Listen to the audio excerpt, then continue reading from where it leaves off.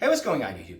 This video is a follow-up to my review of the best supplements for bodybuilding, specifically where I said that pre-workout formulas were worth taking. I still stand by that statement, but in this video I'm going to elaborate a little bit on where to splurge, where to conserve your money, and which complete pre-workout formulas are the best bang for your buck. As always, this video is for informational and educational purposes only. If you have any personal health questions that go beyond the extent of a YouTube video, please consult your physician. And without further ado, let's get into the most common ingredients that are found in pre-workout supplements. Those would be caffeine, L-Citrulline, Beta-alanine, and Creatine. Caffeine is the most common stimulant.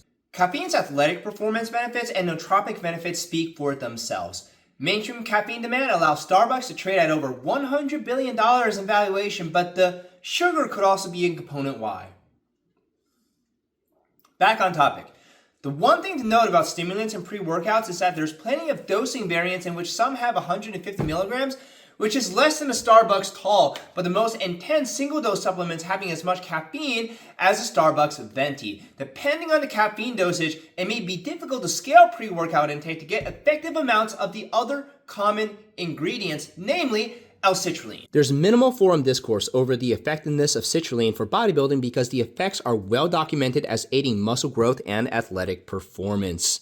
L-Citrulline helps your body create nitric oxide, which in turn helps with blood flow via vasodilation.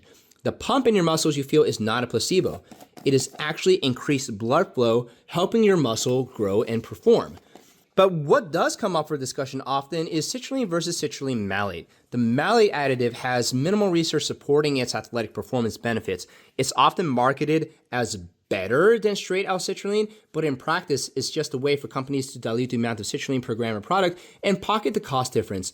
2:1 is the optimal ratio, but a lot of companies are not transparent about marketing that ratio. Even more egregious is that some citrulline malate supplements are just straight citrulline mixed with malate instead of chemically bonded citrulline and malate. 3 to 4 grams of L-Citrulline or 6 to 8 grams of citrulline malate, depending on the composition, is the scientifically validated effective dose, with even higher doses of 15 grams being well tolerated by experienced athletes.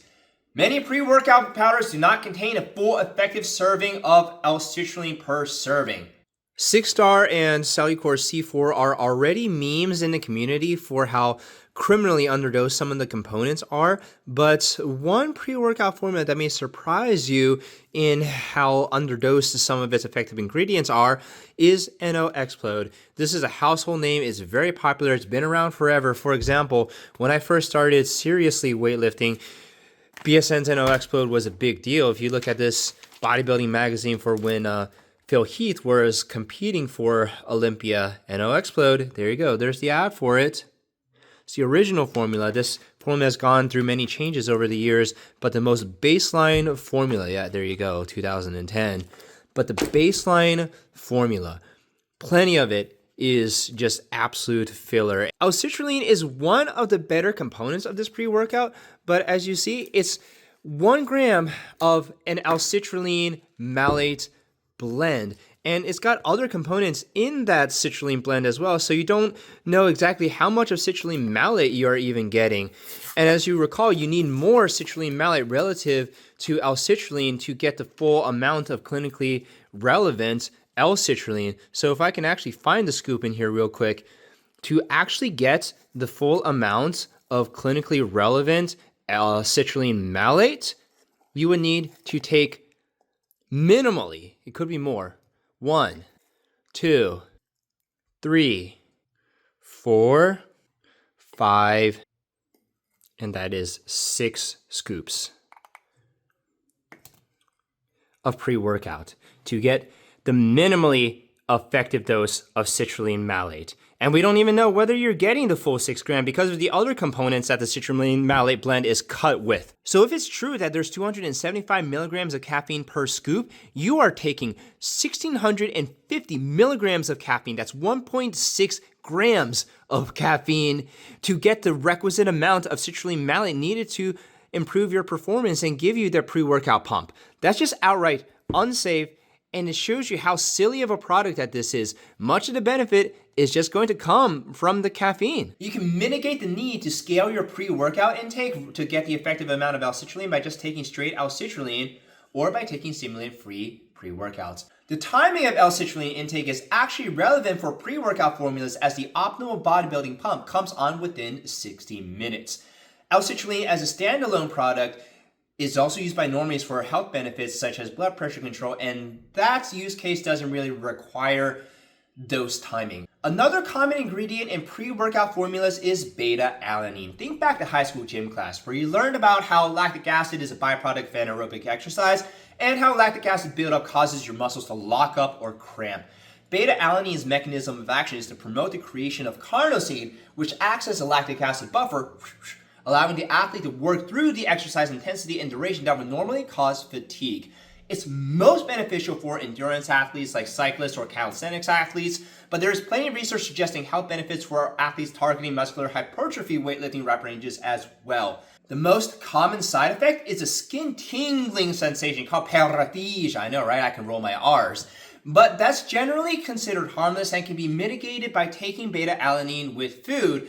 But some weightlifters point to the skin tingles as, hey, my pre-workout is working. That component is placebo. However, the science surrounding beta-alanine's mechanism of action is clear, giving performance benefit beyond that of a placebo, but what is less clear is the effectiveness of the dosing in common pre-workout formulas. Again, we have the problem of scaling effective doses of beta-alanine relative to the amount of stimulant. 3.2 grams per dose is the clinically studied amount, and it's a common dose in pre-workout formulas, but modern research suggests the dosage requirements for athletes may be up to 6.4 grams per day to increase your intra-body baseline carnosine levels, not unlike that of creatine dosing schedules. Can some individuals get immediate same-day workout benefit from the 3.2 grams of beta-alanine in most pre-workout formulas? Absolutely, but there's a high probability that those are already pre-trained athletes with an already high baseline of intra-body beta-alanine, just like some individuals may already have a high baseline of creatine. It's ironic that to improve performance, you already have to be performing at an extreme level of training. But even then, accounting for margin of error, much of the performance improvement is only a few basis points over baseline. Is a few basis points of performance improvement of beta-alanine consumption worth the dosing commitment? It depends on level of training and competitive goals. As of this writing, beta-alanine is not an NCAA banned substance. Some athletes do use it for its intended purpose. Some athletes don't feel the daily supplementation and the associated headaches and skin tingling side effects is worth the nominal improvement in athletic performance. Forum consensus is split. The unfortunate reality is that due to the underdosing of beta-alanine in most pre-workout supplements, the performance improvement effects for novice and intermediate hypertrophy-focused weightlifters will be largely placebo. So after caffeine, L-Citrulline, beta-alanine, and creatine, there's more variance in the components of pre-workout formulas, and it'll be way too long of a video to talk about each individual one, but one ingredient worth mentioning is betaine, or Betaine, or Betaine, or some people just give up on the pronunciation, TMG, which is same, but different, but still same. Betaine is a promising supplement, but the performance benefits and anabolic/hypertrophic/thermogenic effects are unclear. This is different from beta-alanine, where the performance benefit is clear, albeit minimal. Betaine is a component of stronger pre-workouts, such as this MuscleTech Euphoric Q, is that how you pronounce it? And this Rise Godzilla, which I'm going to talk about later. The reason that betaine's effects are not as clear as many of the other supplements is that it has a polarizing effect in individuals, making it difficult to scale research to larger populations. The mechanism of action of betaine is not completely understood, and it goes beyond the biochemistry I studied in college. Some will feel a calming effect, and some will feel invigorated and amped up. The hypothesis about why it is such a polarizing supplement comes from the differences in where the individual falls on the methylation spectrum from other nutrition and lifestyle choices. Betaine is a methyl donor and can help complete the methylation cycle. Naturally, this is interesting for bodybuilders for hypertrophy. Betaine is also associated with a water-based muscle pump, not unlike that of creatine. However, there is more research required on the practical utility of this pump in performance and muscle growth beyond that of a placebo pump. The reality of betaine is somewhere between the best supplement that no one knows about and outright detrimental. The actual effects can hit like some harder substances that YouTube policy won't allow for discussion and seem too good to be true at times. The safety of betaine is questionable, mostly because the research is so limited and messing with the methylation cycle will never not be dangerous long term, even if you feel fine after supplementing with betaine, even if your physician may not give you a definite answer to the health risks of betaine. Besides, we don't know. Plenty of supplement experience is subjective. For example, I cannot drink a Celsius without feeling like I'm going to suffer cardiac arrest. So I can have 2 Monster Energies, which is not recommended, by the way. I can have a Bang Energy, but it astounds me that Celsius is so mainstream. I feel great after taking Euphoric Q. Their flagship ingredient is caffeine byproduct instead of straight caffeine, which they claim minimizes the negative effects such as jitters and crash. The equivalent stimulant amount is about 4 cups of coffee. So I don't know whether it's a caffeine byproduct or betaine doing so, but this product makes me feel energized and relaxed. I don't feel a kick, I feel amped up, but without the anxiety sometimes brought on by coffee. Again, not scientific and completely anecdote. The one ingredient that Euphoric Q doesn't have that many pre-workouts do is creatine, and that is completely fine. Creatine is effective, but as a daily supplement because it would take some time to increase your baseline levels. The few amount of times you take a pre-workout product per week won't matter for creatine levels, even if you're already supplementing with creatine. So creatine and pre-workout product won't do much for you except increasing the price you pay for the pre-workout. Creatine pre-workout is better for me anyway because I don't tolerate the gastrointestinal distress of creatine well, and I'm the X% of population that's a non-responder. I also pay a 6% mortgage, so I have to save money where I can. So Beyond Raw is an acceptable pre-workout formula in my opinion. It's not special, but it's going to be reasonably effective relative to how much you pay. The L-Citrulline could be a little bit higher relative to the caffeine. It's got a full dose of the carnosine beta-alanine, but the amount of creatine, you only get 1.5 grams per serving. Might as well just take baby formula instead of the creatine, and you could get better benefit from the calories than the 1.5 grams of the creatine monohydrate that's in the Beyond Raw Lit. But the one pre-workout that's in a class by itself is the Rise Godzilla. This is the passion pineapple flavor, and it's got a full serving of the clinically studied ingredients and the full dosage amounts relative to get effects of the clinically studied ingredients. The Betaine anhydrous got 2.5 grams. The creatine monohydrate, that's really not going to do anything for you in just 2.5 gram amounts relative to how often you would take a pre-workout formula. You can scale up depending on tolerance to 2 scoops. In any event, this product is in a class by itself. You're getting your whole money's worth. You're paying for very few ingredients that are actually chemically questionable or scientifically questionable.